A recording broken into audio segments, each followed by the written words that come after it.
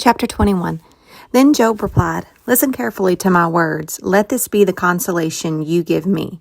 Bear with me while I speak, and after I have spoken, mock on. Is my complaint directed to a human being? Why should I not be impatient? Look at me and be appalled. Clap your hand over your mouth. When I think about this, I am terrified. Trembling seizes my body. Why do the wicked live on, growing old and increasing in power? They see their children established around them, their offspring before their eyes. Their homes are safe and free from fear. The rod of God is not on them. Their bulls never fail to breed. Their cows calve and do not miscarry. They send forth their children as a flock. Their little ones dance about. They sing to the music of timbrel and lyre. They make merry to the sound of the pipe. They spend their years in prosperity and go down to the grave in peace. Yet they say to God, 'Leave us alone. We have no desire to know your ways. Who is the Almighty that we should serve him? What would we gain by praying to him?' But their prosperity is not in their own hands, so I stand aloof from the plans of the wicked. Yet how often is the lamp of the wicked snuffed out? How often does calamity come upon them, the fate God allots in his anger? How often are they like straw before the wind, like shafts swept away by gale? It is said, God stores up the punishment of the wicked for their children. Let him repay the wicked so that they themselves will experience it. Let their own eyes see their destruction. Let them drink the cup of the wrath of the Almighty. For what do they care about the families they leave behind when their allotted months come to an end? Can anyone teach knowledge to God since he judges even the highest? One person dies in full vigor, completely secure and at ease, well-nourished in body, bones rich with marrow. Another dies in bitterness of soul, never having enjoyed anything good. Side by side, they lay in the dust, and worms cover them both. I know full well what you are thinking, the schemes by which you would wrong me. You say, 'Where now is the house of the great, the tents where the wicked lived?' Have you never questioned those who travel? Have you paid no regard to their accounts? That the wicked are spared from the day of calamity, that they are delivered from the day of wrath. Who denounces their conduct to their face? Who repays them for what they have done? They are carried to the grave, and watch is kept over their tombs. The soil in the valley is sweet to them. Everyone follows after them, and a countless throng goes before them. So how can you console me with your nonsense? Nothing is left of your answers but falsehood." Chapter 22. Then Eliphaz the Temanite replied, "Can a man be of benefit to God? Can even a wise person benefit him? What pleasure would it give the Almighty if you were righteous? What would he gain if your ways were blameless? Is it for your piety that he rebukes you and brings charges against you? Is not your wickedness great? Are not your sins endless? You demanded security from your relatives for no reason. You stripped people of their clothing, leaving them naked.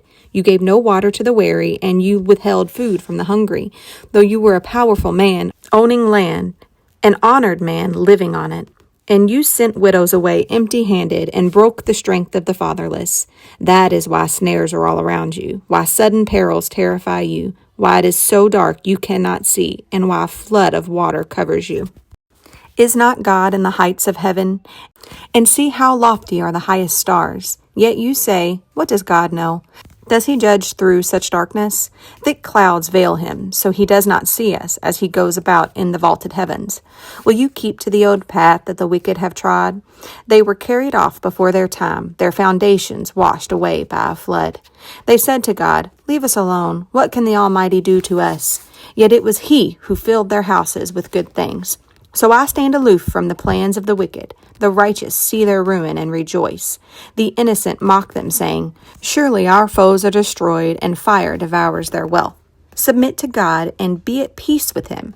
In this way prosperity will come to you. Accept instruction from his mouth, and lay up his words in your heart. If you return to the Almighty, you will be restored.